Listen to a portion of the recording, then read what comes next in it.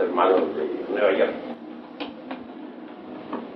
Será el programa para esta noche. Bien, mis caros hermanos, ante todo, es necesario conocer las leyes del trabajo esotérico gnóstico, si es que en realidad de verdad queremos un cambio radical y definitivo. En nombre de la verdad diremos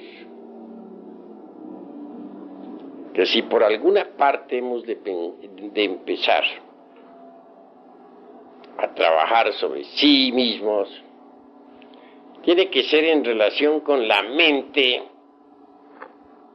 y con el sentimiento. Sería absurdo empezar a trabajar con el centro motor, por ejemplo, que como ustedes ya saben, se relaciona con los hábitos y costumbres y acciones de tal órgano o de tal centro. Obviamente, esto sería como empezar con un faquirismo absurdo. Y a propósito de faquires, en la India hay faquires que, por ejemplo, levantan un brazo en alto y lo sostienen por tiempo indefinido hasta que llega a quedar rígido. Hay otros que permanecen firmes en un solo lugar durante 20 y 30 años, hasta convertirse en verdaderas estatuas. Mas, después de todo, ¿qué es lo que ganan esos faquires? Desarrollar un poco la fuerza de la voluntad, y eso es todo. No podemos pensar que ellos vayan a crear el cuerpo de la voluntad consciente. Es claro que no. No se puede recrear ningún cuerpo fuera de la novena esfera. Si fuera posible crear algún cuerpo en ausencia de la novena esfera, nosotros hubiéramos nacido pues del aire o de las aguas de algún lago o entre una roca. No seríamos hijos de un hombre y de una mujer, pero somos hijos en verdad de un hombre y de una mujer. Entonces la creación siempre se realiza en la novena esfera. Eso es obvio. Así pues, ningún fakir podría crear el cuerpo de la voluntad consciente lejos de la novena esfera.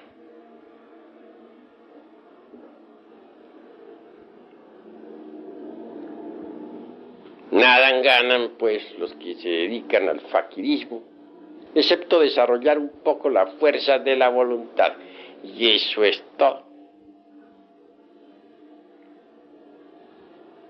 Empezar, pues, con el centro motor sería absurdo. Aún más, empezar a trabajar con el centro sexual sin tener una información correcta del cuerpo de doctrina gnóstico, pues es absurdo, porque el que empieza en esas condiciones no sabe lo que está haciendo. No tiene conciencia clara del trabajo en la forja de los cíclopes.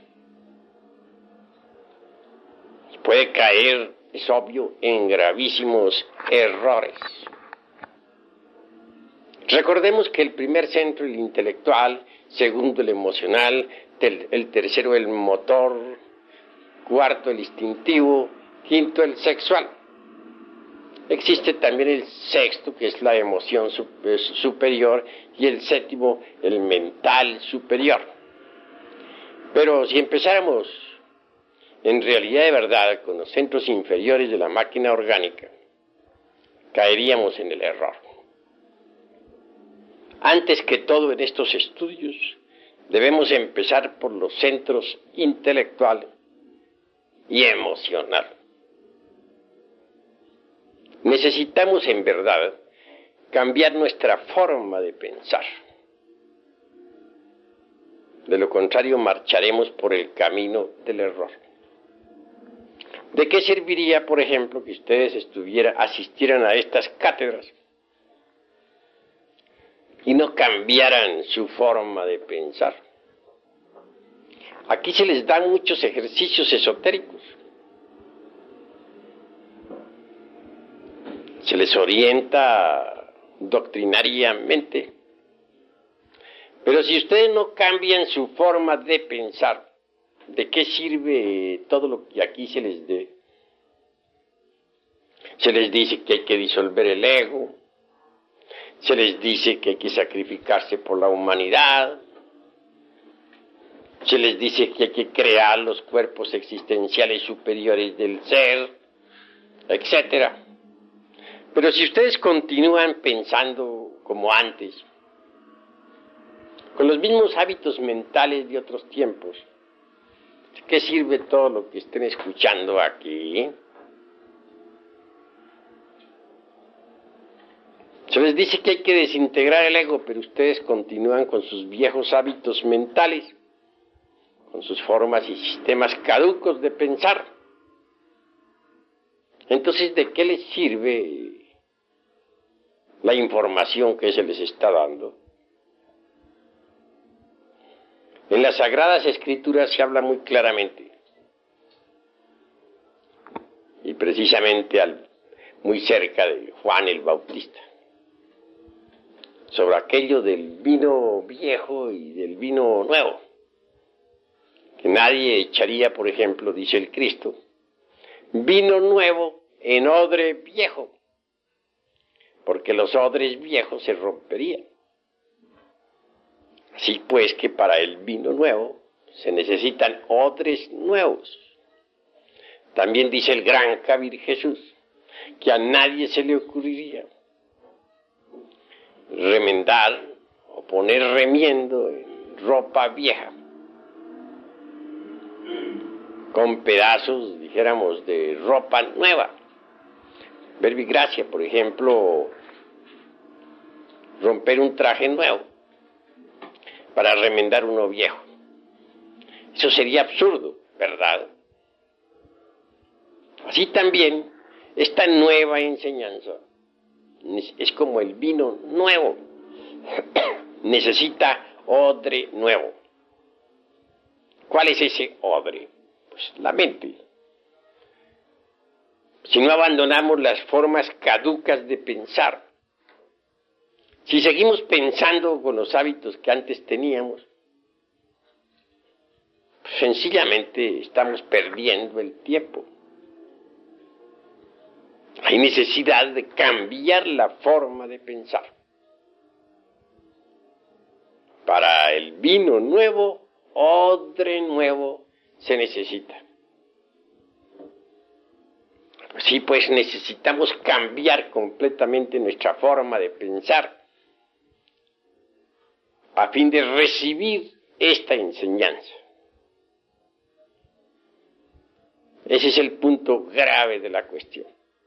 Porque si recibimos esta enseñanza y la añadimos a la forma que teníamos de pensar antes, a nuestros viejos hábitos mentales, pues nada estamos haciendo, nos estamos engañando a sí mismos. Querer enganchar el carro de la enseñanza gnóstica a nuestro viejo carro, todo dañado por el tiempo y lleno de basuras e inmundicias, es engañarnos a sí mismos. Se trata antes que todo de preparar el recipiente para recibir el vino de la enseñanza gnóstica. Ese recipiente es la mente. Solo así, con un recipiente nuevo, transformado, con un recipiente verdaderamente magnífico, se puede recibir ese vino de la enseñanza gnóstica. Y esto es lo que quiero que todos los hermanos vayan comprendiendo. Necesitamos que las emociones negativas sean eliminadas de nosotros. Porque esas emociones negativas, pues, no permiten un cambio de fondo. Es imposible transformarnos si aún poseemos dentro de nosotros emociones negativas. Nosotros tenemos que erradicar de nuestro corazón las emociones de tipo negativo, que son verdaderamente perjudiciales en todo sentido. Una persona que se deja llevar por emociones negativas se vuelve mentirosa en un 100%. Ya les había a ustedes contado en mi pasada cátedra el caso de un señor XX que actualmente se encuentra, podríamos decir, al borde de la muerte. Este buen hombre vino a tener pues una embolia cerebral. Motivo muy claro, lo repito, que alguien le malinformó que su hermana había sido víctima de un fraude. Tal informe fue después examinado y resultó falso. Mas este, que ama a su hermana, creyó pues en esa infundia difamante y la tomó tan en pecho que le dio una embolia cerebral. En estos momentos se encuentra al borde de la muerte. Vean ustedes ese caso. De manera que entonces las emociones negativas vienen a llevarnos al fracaso. Su hermana aún sigue convencida de que fue víctima del fraude. Y es obvio que calumnia a un inocente, pero ella está segura de que fue víctima.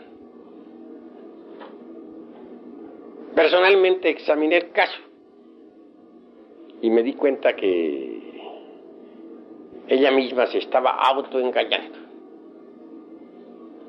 Estaba mintiendo a sí misma, víctima de las emociones negativas y a su vez calumniando a otro en forma inconsciente. De manera que les dije a ustedes, y hoy repito, que las emociones negativas lo tornan a uno mentiroso. Observen ustedes las gentes cómo mienten, llevadas por las emociones negativas. Lanzan juicios falsos y luego se arrepienten, pero es tarde, ya los lanzaron entre tanto. Así pues, debemos eliminar de nuestra naturaleza las emociones negativas. La mentira, ciertamente, es una conexión falsa. Lo normal es que la energía del Padre, la vida del anciano de los días, es decir, de nuestro ser interior profundo, fluya a través de la organización cósmica interior hasta llegar a la mente. Pero si nosotros hacemos una conexión falsa, es como ya no puede fluir esa energía, es como si se cortara el alambre eléctrico. La energía eléctrica entonces no llegaría al foco, o a los focos que nos iluminan. Así pues, la mentira es, ya les dije y repito, es una conexión falsa. Por lo común, cuando uno se llena de emociones negativas, se torna mentiroso. Es la realidad de los hechos. Si nosotros verdaderamente comprendemos todo esto, y empezamos por cambiar en nuestra forma de pensar y de sentir, bien pronto esto se reflejará en nuestras acciones. Una vez que uno ha cambiado su forma de pensar y sentir y actuar, entonces está perfectamente listo para empezar a trabajar con los misterios del sexo. Pero si queremos y ese es el error de algunos misioneros, que las gentes comiencen de una vez a trabajar con el Maituna en la novena esfera, sin conocer siquiera el cuerpo de doctrina, pues esto es absurdo, porque las gentes que no han cambiado su forma de pensar, que continúan con sus mismos hábitos, las gentes que tienen su misma forma de sentir, que son víctimas de las emociones negativas, pues no comprenden estos misterios del sexo y los profanan. Por eso es que Paracelso insiste en que primero que todo hay que conocer la ciencia, para luego entrar a trabajar en la novena esfera. Y tiene razón en esto Felipe Teofrastro Bombastro de Ongenay Aureola Paracelso. Empecemos pues por cambiar nuestra forma de pensar y de sentir. Muchos reciben aquí enseñanzas esotéricas, se les da, pero continúan pensando como antes, como pensaban hace 20 años. ¿Qué sucede entonces? Estamos perdiendo el tiempo. Si se le da a la gente las enseñanzas para que se autorrealicen, para que cambien, y continúan pensando como antes, obviamente, gracias, obviamente pues se marcha muy mal. Yo conozco hermanitos gnósticos que tienen 20 y 30 años de estar en las enseñanzas gnósticas y todavía piensan como pensaban cuando tenían 20 o 30 años de edad. Muy ilustrados, sí, manejan muy bien las ideas, pero si uno les examina detenidamente en su vida, sus costumbres, verá que son las mismas que tenían antes. Conozco hermanos hasta muy juiciosos, misioneros y todo, que platican muy bien sobre la gnosis, que manejan el cuerpo de doctrina en forma extraordinaria, pero los he estado observando y resulta que actúan como cuando no eran gnósticos. Actúan como actuaban hace 30 años atrás. Tienen las costumbres viejas que tenían cuando nada sabían de estos estudios. Continúan con esas mismas viejas costumbres. ¿Qué están haciendo esos hermanos entonces?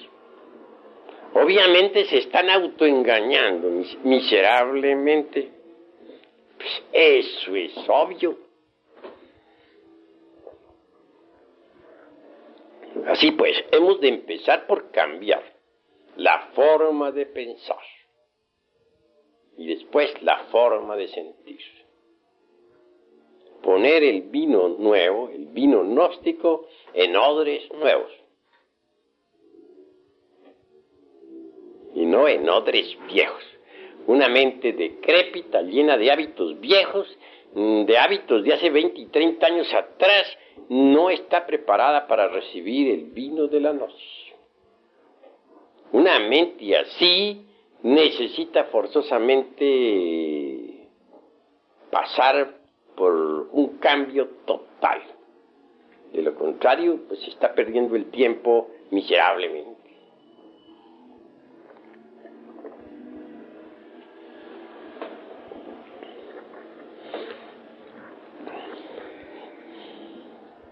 Con todo esto, ¿qué es lo que queremos saber?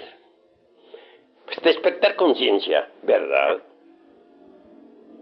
Eso es la verdad, eso es lo que queremos, despertar. En el mundo oriental no se ignora que la gente está dormida. Nadie lo ignora.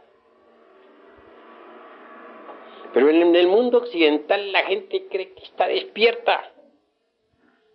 Y sin embargo hacen cosas que no quieren hacer. Se lanzan a la guerra.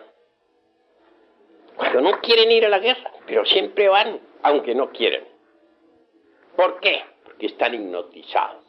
Ustedes saben que a un sujeto hipnotizado, por ejemplo, le ordenamos que vaya a matar a alguien, va y lo mata. Y eso ya está previsto en el Código Penal de todos los países de la Tierra. Así también sucede con las gentes de todas las latitudes. Están hipnotizadas, pero creen que están despiertas. Y se les dice que ha llegado la hora de ir a la guerra. Van a la guerra. No quieren ir, pero van. ¿Por qué? Porque están hipnotizadas. Y el hipnotizado está. Eso es gravísimo. Tremendamente cierto. Que necesitamos salir del sueño hipnótico. Eso es verdad, pero bueno, vamos a ver cómo salimos del sueño hipnótico. Si estamos contentos con nuestros hábitos mentales, con nuestros sistemas de razonar, con nuestros hábitos sentimentales, con nuestros distintos hábitos o costumbres adquiridas por la herencia y por la familia. Entonces, aunque estemos escuchando aquí en esta sala las enseñanzas, sencillamente estamos perdiendo el tiempo. Pregúntense ustedes a sí mismos, ¿para qué han venido? ¿Con qué objeto están ustedes reunidos en esta sala? Si están aquí reunidos por mera curiosidad, pues vale más que no hubieran venido. Si de verdad los anima el anhelo de cambiar, pero continúan muy contentos con sus viejas normas de pensar, sencillamente se están autoengañando. Si es que ustedes quieren enganchar el carro de la gnosis a su viejo tren carcomido por el tiempo y podrido hasta el tuétano de los huesos, pues están haciendo un juego muy tonto que a nada les conduce. Así pues, no nos engañemos a sí mismos. Si ustedes quieren cambiar, seamos serios. Y empecemos por cambiar nuestra forma de pensar. Cada cual tiene una forma de pensar. Y cada cual cree que su forma de pensar es la más correcta. Pero en realidad, de verdad, las dispersas formas de pensar de cada cual, o de todos en conjunto, de correcto no tienen nada, puesto que están hipnotizados. ¿Cómo puede pensar correcto una persona que está hipnotizada? Pero ustedes creen que están pensando correctamente. He ahí su error. Sus hábitos mentales no sirven. Si es que quieren cambiar, bueno, aquí tienen la enseñanza nueva. Aquí tienen el vino de la gnosis. Pero, por favor, traigan odres nuevos para ese vino. No odres viejos. Porque el vino nuevo rompe los odres viejos.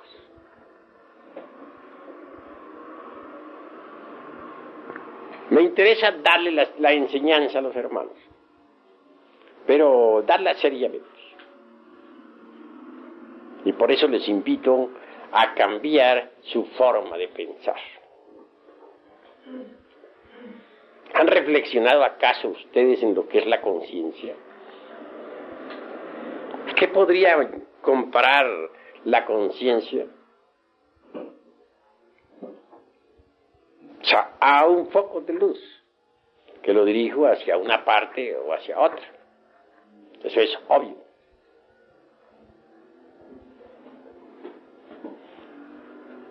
conciencia debemos aprender a colocarla donde debe ser colocada. Donde esté nuestra conciencia, allí estaremos nosotros. Ustedes que me escuchan en estos momentos, ¿están seguros de que la conciencia de cada uno está aquí? Si está aquí, me place. Pero estamos seguros de que está aquí. Puede ser que esté en este momento en la casa. Puede ser que esté en la cantina. Puede ser que esté en el supermercado. Y que tan solo aquí estemos viendo la personalidad de fachada de tal o cual hermano. Así pues, donde está la conciencia, ahí estamos nosotros. La conciencia es algo que hay que aprender a colocar inteligentemente donde debe ser colocada. Si colocamos nuestra conciencia en una cantina, se procesará en virtud de la cantina. Y si la colocamos nosotros en una casa de citas, se procesará allí. Y si la colocamos nosotros en un mercado, tendremos un buen mercader o un mal mercader. Donde quiera esté la conciencia, allí estaremos nosotros. La conciencia está desgraciadamente embotellada. Y un yo de lujuria podrá llevar nuestra conciencia pues a una casa de citas. Un yo de borrachera se la podrá cargar para una cantina. Un yo codicioso se la llevará por allá para algún mercado. Un yo asesino se la llevará por allá a la casa de algún enemigo.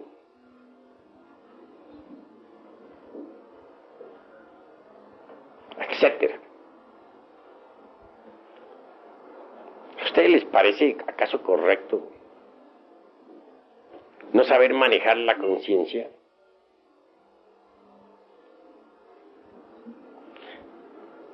Tengo entendido que es absurdo llevarla a lugares donde no debe estar.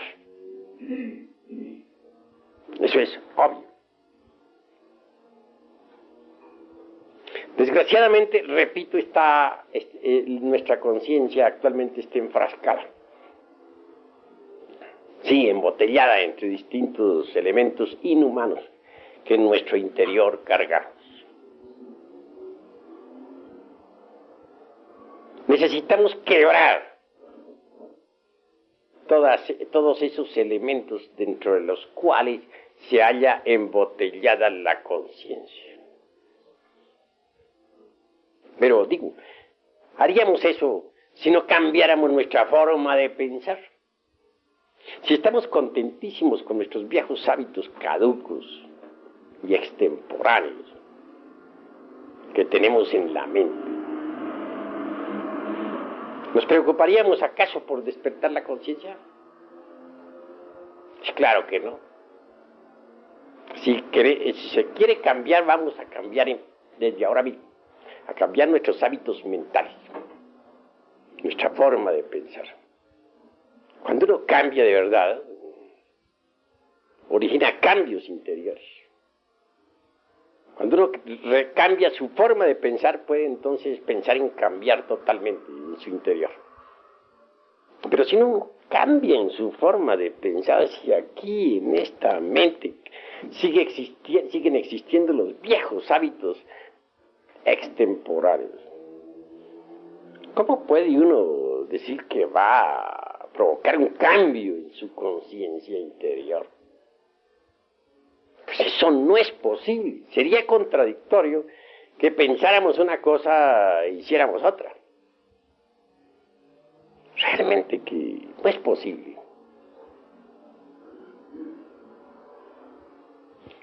Así que necesitamos hacernos dueños de nuestra propia conciencia, colocarla donde debe colocarse, ubicarla donde debe ubicarse.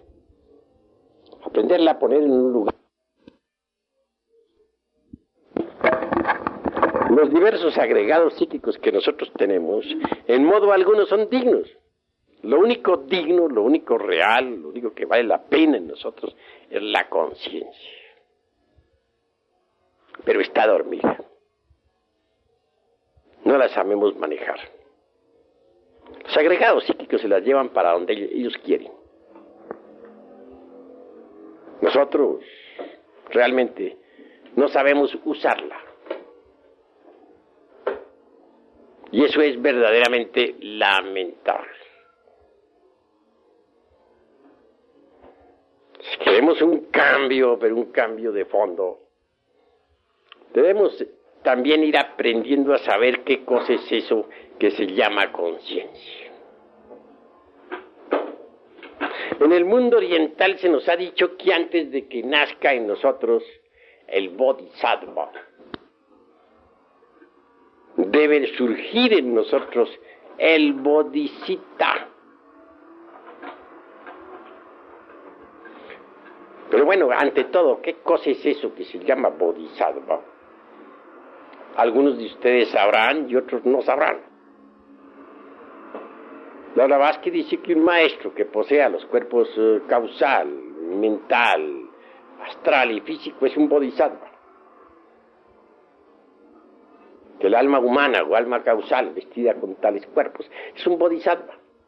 Ella hace plena distinción entre el maestro en sí, que es Atman Buddhi, o sea, el íntimo y la alma conciencia, y el Bodhisattva, que es el alma humana revestida con los cuerpos existenciales superiores del ser. Pero el budismo del Mahayana, o mahayánico, es más exigente. No reconoce como bodhisattva sino a aquellos que se han sacrificado por la humanidad a través de sucesivos mahambantas.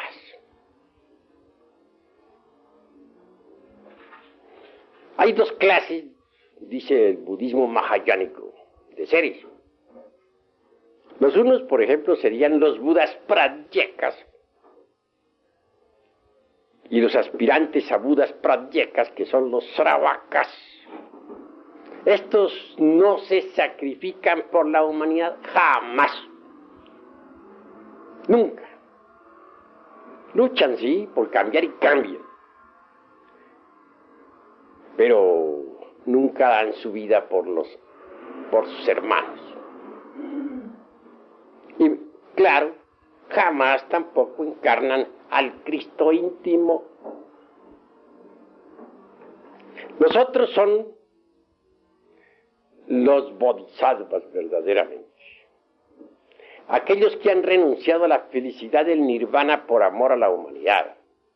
Aquellos que en distintos mahambantaras han entregado su sangre por la humanidad. Que pudiendo vivir felices en el nirvana han renunciado a cualquier felicidad por sus hermanos en la tierra. Son ellos los únicos que verdaderamente pueden encarnar al Cristo. Pero bueno, volvamos a esto del Bodhisattva. ¿Qué cosa es el Bodhisattva? Es la conciencia ya despierta, desarrollada, convertida en el embrión áureo. Es la verdadera armadura argentada que nos puede proteger de las potencias de las tinieblas, que nos da la sapiencia, la experiencia. Antes de que surja un bodhisattva dentro del interior de alguien, surge el bodhisattva, es decir, la conciencia despierta y desarrollada. Vean ustedes cuánto vale, pues, ese don que se llama conciencia. Es lástima que la humanidad tuviera la conciencia enfrascada entre el ego. Y es claro que mientras las gentes continúen pensando como piensan, sintiendo como sienten, y con sus mismas viejas costumbres rancias, no podrán despertar la conciencia. continuará esta hipnotizada. Y en secuencia o como corolario diremos que nunca surgirá en gente así el bodhisattva. Cuando el bodhisattva, que es la conciencia desarrollada y despierta, surge en uno, en el aspirante, entonces pronto aparece el bodhisattva.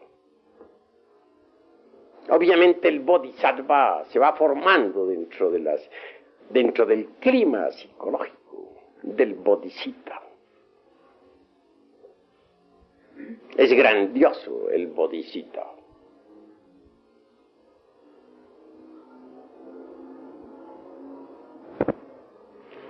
En realidad, de verdad, mis queridos hermanos, es grande cuando uno verdaderamente cambia su forma de pensar. Porque entonces, y solo entonces, trabajará para despertar la conciencia. Entonces, y solo entonces, hará un trabajo serio que lo conduzca al nacimiento del bodhisattva. Antes no es posible. Vivimos en un mundo desgraciadamente doloroso. Todos ustedes están llenos de dolor, de sufrimientos. Felicidad no existe en este mundo. No es posible. Mientras haya ego, tiene que haber dolor. Mientras continuemos con nuestra forma rancia de pensar, no podremos ser dichosos. Mientras seamos víctimas de las emociones negativas, cualquier género de felicidad se hace imposible. Nosotros necesitamos en verdad llegar a la felicidad. No podríamos nosotros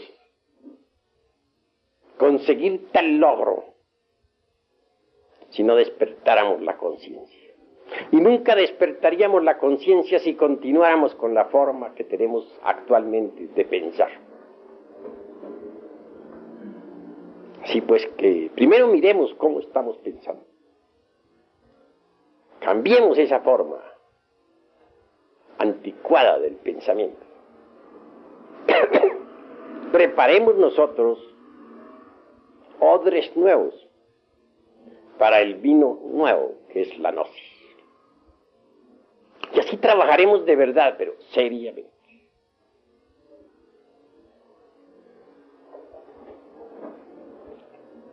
Este mundo en sí mismo es el producto de la ley de la originación. Este mundo se sostiene con las leyes de causa y de efecto, que son las leyes del karma. También se les llama leyes de acción y consecuencia. Tal acción, tal consecuencia. Este es un mundo bastante complejo. Es un mundo de asociaciones, combinaciones múltiples, dualismo incesante, lucha de los opuestos, etc. En estas circunstancias no es posible que exista en este mundo la felicidad. Cada uno de nosotros tiene que pagar su karma. Estamos llenos de deudas. Ese karma obviamente nos trae mucho dolor, mucha amargura. No somos dichosos.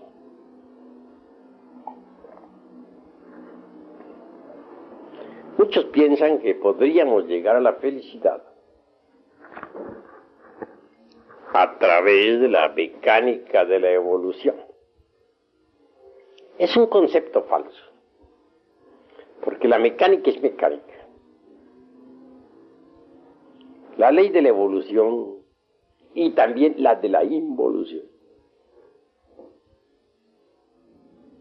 constituyen el eje mecánico de esta maquinaria que se llama naturaleza. Hay evolución en el grano que germina, en la planta que se desarrolla y al fin da fruto. Hay involución en la planta que ya entra en decrepitud y por último se convierte en un montón de leños. Hay evolución en el niño que se forma en el claustro materno, en la criatura que nace, que crece, que se desarrolla y vive a la luz del sol. Mas también existe involución en el ser humano que envejece, decrece, entra en decrepitud y al fin muere. Eso es completamente mecánico.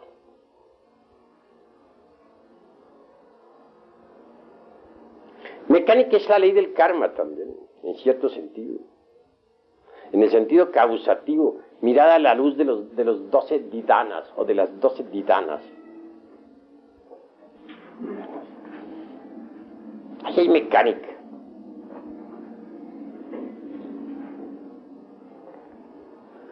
Nosotros necesitamos libertarnos precisamente de la ley del karma.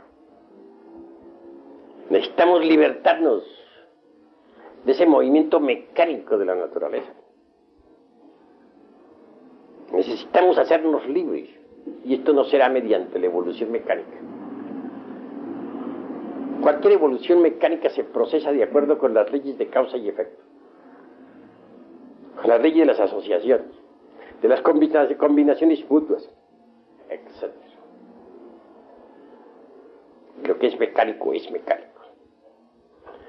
Nosotros necesitamos libertarnos de la ley de la evolución y también de la ley de la involución. Necesitamos dar el gran salto para caer en el vacío iluminador.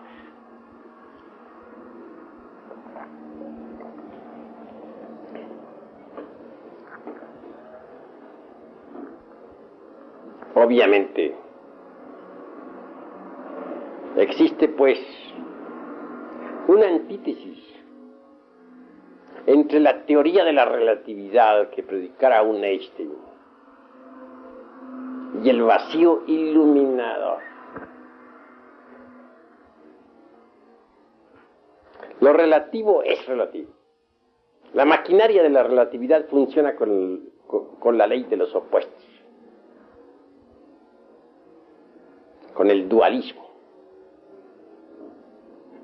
etc. Mientras en la lucha de las antítesis hay dolor, y eso no es felicidad. Si queremos la auténtica felicidad, debemos salirnos de la ley de la mecánica esta de la relatividad. Dar el gran salto, repito, para caer entre el seno del vacío iluminador.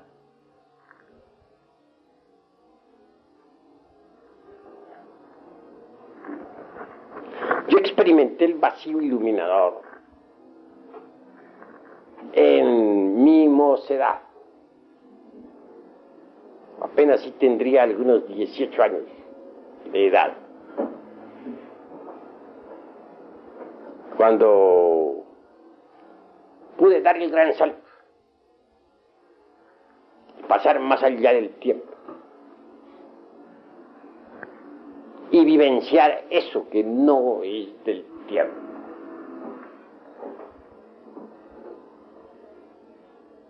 Eso que podríamos llamar la experiencia del prajna paramita,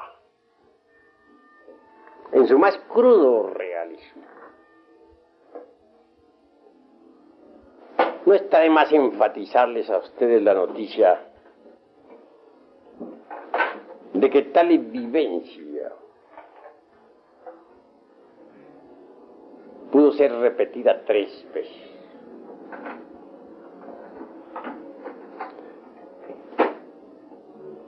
Supe entonces lo que era el sunyata. Lo pude vivir. En el vacío iluminador no existe dualismo conceptual de ninguna especie. La maquinaria de la relatividad no funcionaría en el vacío del iluminador. la ley de las mutuas combinaciones y asociaciones mecánicas no es posible en el vacío iluminador. Toda la teoría de la relatividad de Einstein quedaría destruida en el vacío iluminador. Indubitablemente la experiencia del vacío iluminador solo es posible en estado de samadhi,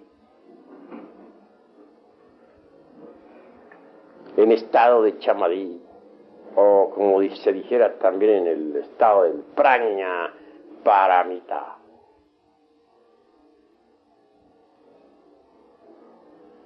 En el vacío iluminador no existen formas de ninguna especie. Podría decirse que allí pasa uno más allá del universo y de los dioses. En el vacío iluminador puede darse una respuesta correcta a aquello de que si todo el universo se reduce a la unidad, ¿a qué se reduciría la unidad? Tal respuesta no es posible para la mente lógica, o por lo menos para la mente que funciona de acuerdo con la lógica formal. Pero en el vacío iluminador no es necesaria tal respuesta. Tal respuesta allí es una realidad patente, definida. Si todas las cosas se reducen a la unidad también. Si todas las cosas se reducen a la unidad también se reduce a todas las cosas. Y entonces quien entra en ese estado de Mahasamadhi, dijéramos, vive todas las cosas, desprovisto de forma. Y esto de por sí ya es grandioso, sublime e inefable. Sumergirse definitivamente en Sunyata, es decir, el vacío iluminador definitivo, solo es posible mediante el gran salto y a condición definitiva de haber pasado por la aniquilación budista total. De lo contrario, no sería posible. En aquella época aún no había pasado yo por la aniquilación budista. Y obviamente, a medida que me acercaba a la gran realidad, la conciencia se expandía en forma desmesurada. Es obvio que en esta situación, no habiendo pasado por la aniquilación budista, sentí indecible terror, motivo por el cual regresé al universo de la relatividad de Einstein. Repito, 3 veces experimenté con el vacío iluminador. Y supe en el Sunyata, experiencia trascendental vivida, que hay más allá del vacío algo. ¿Qué? Eso que se llama talidad. La gran realidad.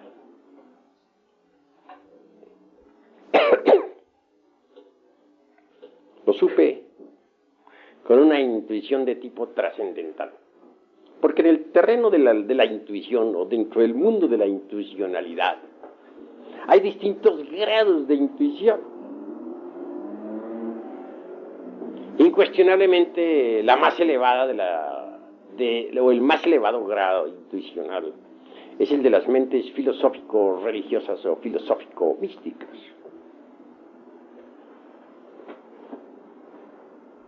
Es el tipo de intuición que corresponde al prajna paramita. Tal facultad pues me permitió saber que más allá del mundo del vacío iluminador está la gran realidad.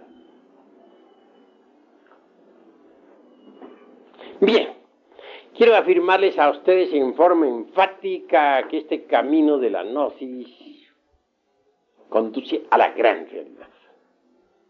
La gran realidad o la talidad, sunyata, prajna paramita, está más allá del universo de la relatividad, es decir, más allá de la mecánica esta de la relatividad, y más allá, mucho más allá del vacío iluminador.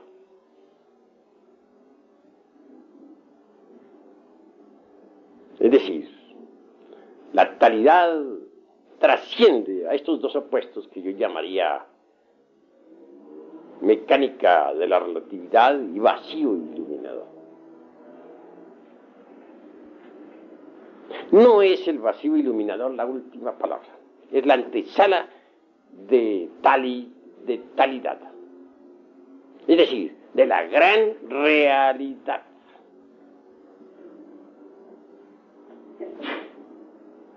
Estoy hablándoles a ustedes no en forma meramente teórica.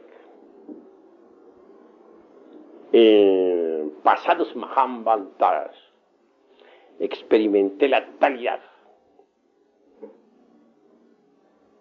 Y como quiera que la conozco, tengo que dar de ello vivo testimonio. Lo importante para nosotros es pasar por una suprema aniquilación, a fin de que la conciencia convertida en bodhisattva y totalmente despierta pueda dar el gran salto para caer entre el vacío iluminador. Un paso más y llegaremos a la talidad.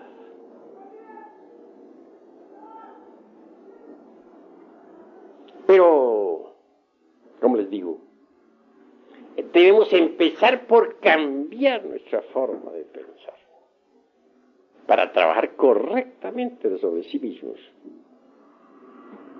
desintegrando realmente los elementos psíquicos indeseables que llevamos dentro. Podríamos conseguir nosotros el despertar de la conciencia y el desarrollo del bodhisattva si antes no cambiáramos nuestra forma de pensar.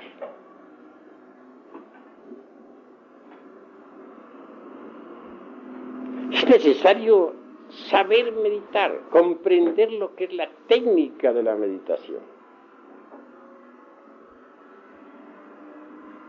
El objeto de la meditación es muy simple. ¿Qué es lo que queremos nosotros a través de la meditación? Tranquilidad.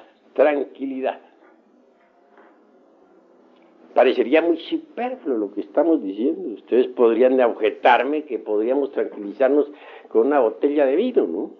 Eso es claro. Podrían objetarme también que podríamos tranquilizarnos oyendo una sinfonía de Beethoven. Eso podrían ustedes decirme. Pero en realidad, de verdad, conseguir la tranquilidad es lo más difícil que ustedes imaginarse puedan. Nadie podría tener tranquilidad mental, tener su mente en santa paz, si no ha eliminado de su centro intelectual todo el pensar caduco y extemporáneo que carga. Nadie podría tener paz en su corazón si no hubiese eliminado de sí mismo previamente las emociones negativas y perjudiciales. Así que cuando un gnóstico, un arat gnóstico se sumerge en meditación, busca tranquilidad. En esos instantes se propone trabajar sobre algún elemento inhumano que haya descubierto en sí mismo mediante la autoobservación. Posiblemente descubrió la ira. Bueno, se dedicará entonces a comprender el agregado psíquico de la ira, hasta volverlo polvo, con ayuda de su divina madre Kundalini, que deberá invocar para que le auxilie. O tal vez descubrió que tiene el agregado psíquico del odio, entonces se propondrá desintegrar tal agregado para que surja en su reemplazo el amor.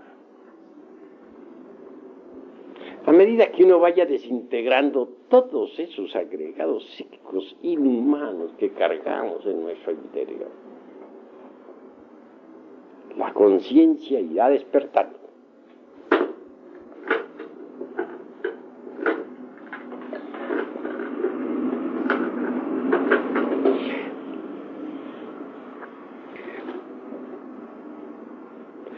Mucho se habla en la gnosis sobre el sexo, pero debemos primero cambiar nuestra forma de pensar para que tengamos una rica información, para que nos hagamos más conscientes de la enseñanza. Solo así trabajaremos con éxito en la fragua encendida de Vulcano.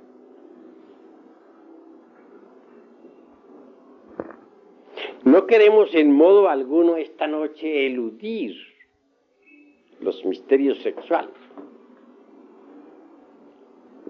Es bueno que ustedes entiendan que el camino que conduce a la talidad es, y subrayo esto completamente, absolutamente sexual.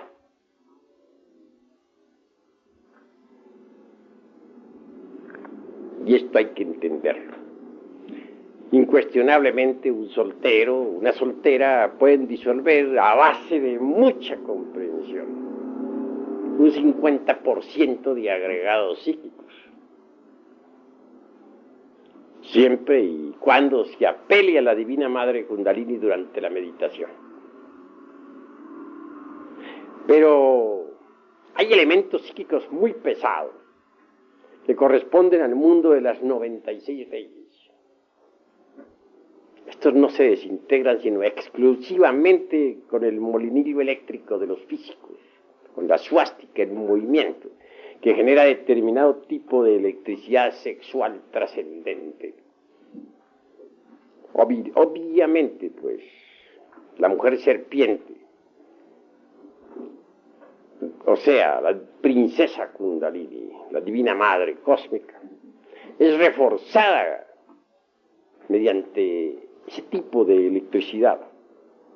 Y entonces puede, con su poder desintegrar atómicamente los elementos psíquicos más pesados, en los cuales está embotellada la conciencia.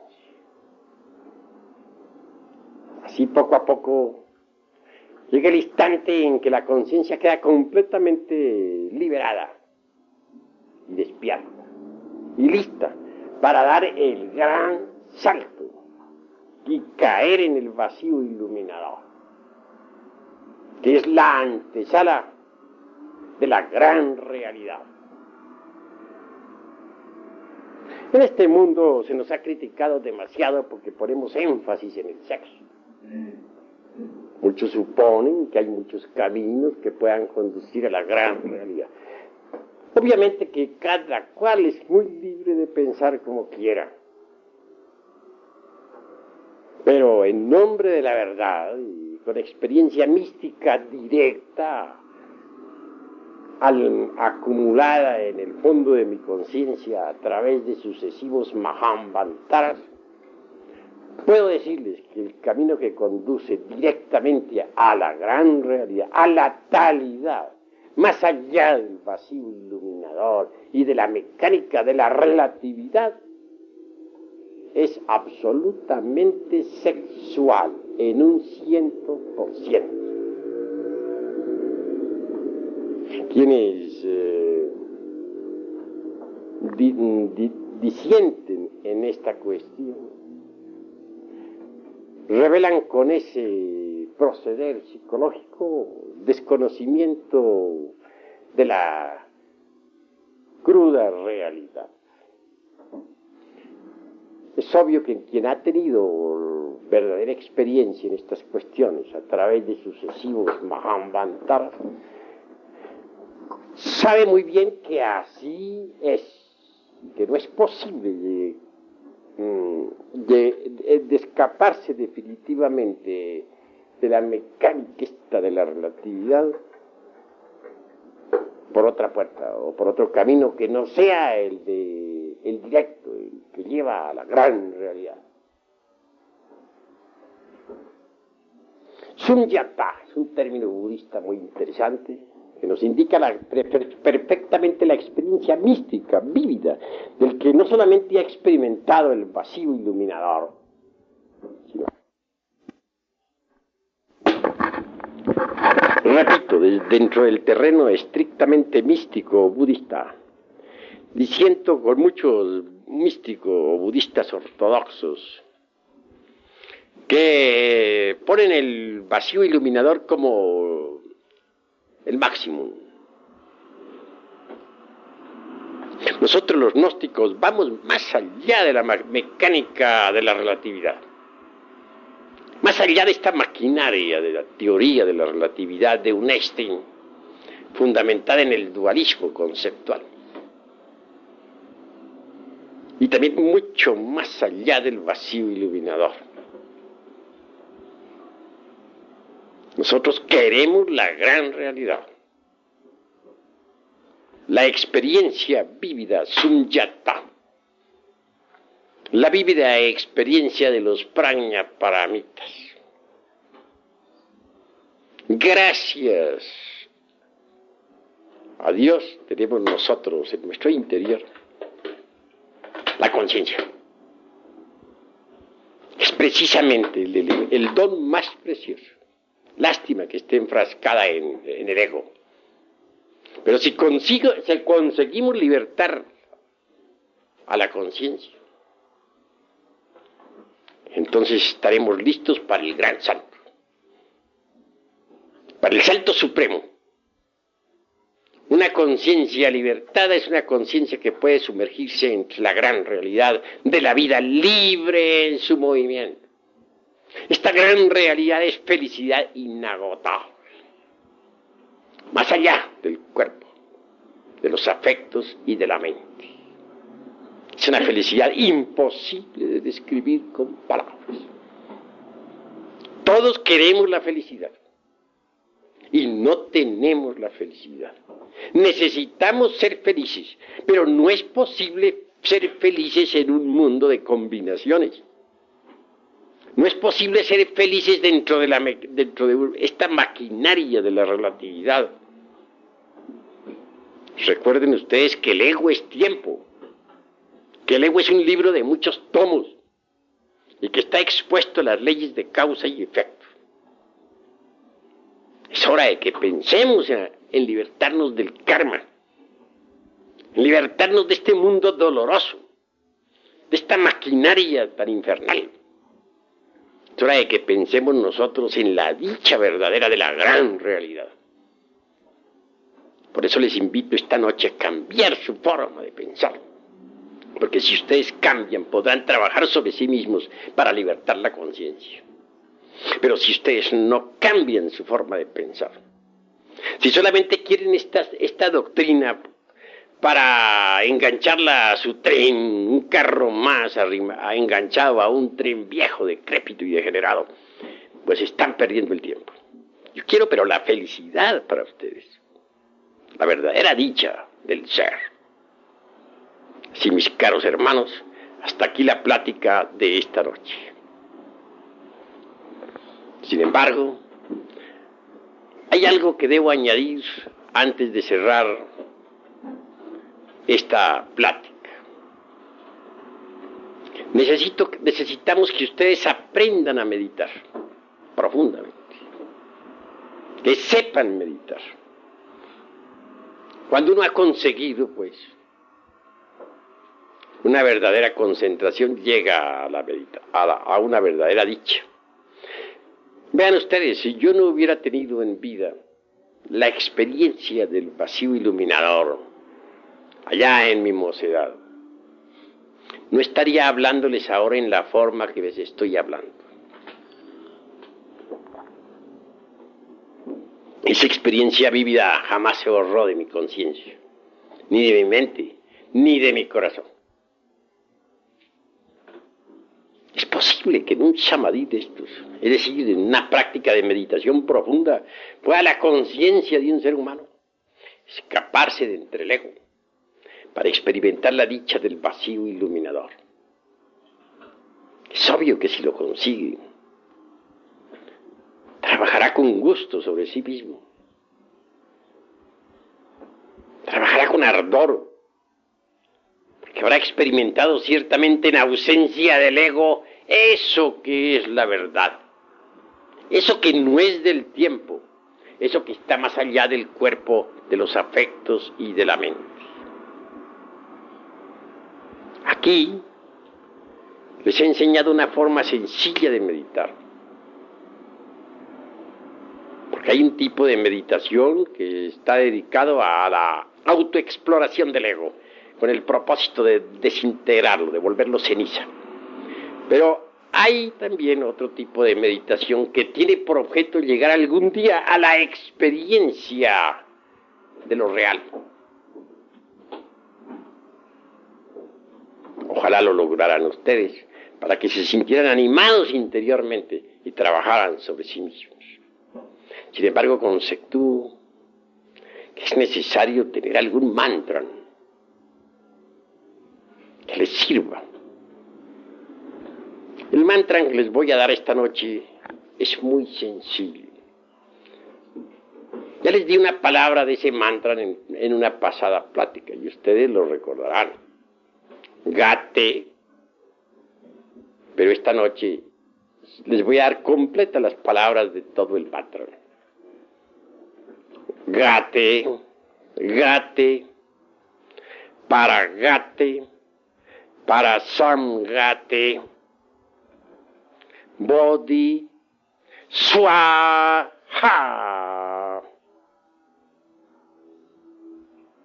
En las grabadoras tiene que haber quedado grabado y también en los corazones. Repito, gate, gate, para samgate, bodhi, swaha. Ese mantra se pronuncia suavemente o con la mente y el corazón. Puede también usarse es decir, como verbo silenciado. Porque hay dos tipos de verbo articulado y verbo silenciado. El verbo silenciado es poderoso. Se relaja el cuerpo totalmente. Y después de relajado, se entrega totalmente a su Dios interior profundo, sin pensar en nada, únicamente recitando con la mente y el corazón el mantra completo. Gate, gate, para samgate, bodhi, swaha. La meditación debe ser muy honda, muy profunda. Los ojos cerrados, el cuerpo relajado, entregados completamente a su Dios interior.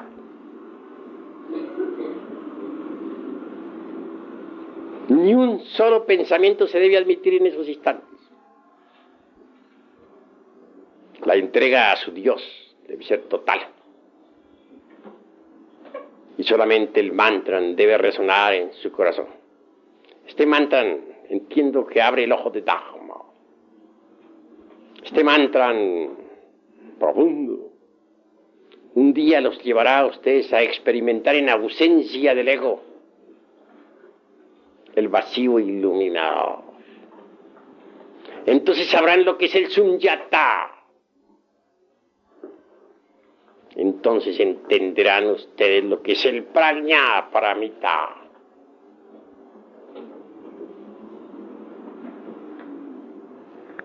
Perseverancia es lo que se necesita. Con este mantra podrán ustedes llegar muy lejos. Conviene experimentar la gran realidad, alguna vez en la vida, porque así se llena uno de ánimo para la lucha contra sí mismo. Esa es la ventaja del Sunyata. Esa es la ventaja más grande que existe en relación con la experiencia de lo real. Y para que esta noche se aproveche la meditación y el mantra como es debido, vamos a entrar un rato en meditación con el mantra y luego pasaremos a la unción gnóstica y a la consagración del sacerdote y de la Isis para Nueva York. Ruego a todos los hermanos, pues, entrar en la meditación.